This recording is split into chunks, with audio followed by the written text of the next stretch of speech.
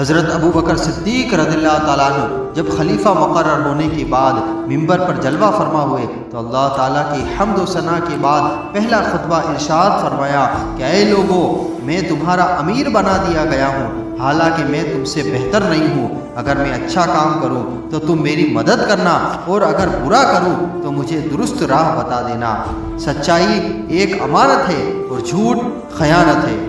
جو تم میں کمزور ہے وہ میرے نزدیک قوی، اللہ تعالیٰ نے چاہا تو میں اس کا شکوہ دور کروں گا، اور جو تم میں طاقتور ہے وہ میرے نزدیک کمزور ہے تو انشاءاللہ تعالیٰ میں اس سے کمزور کا حق لے کر رہوں گا۔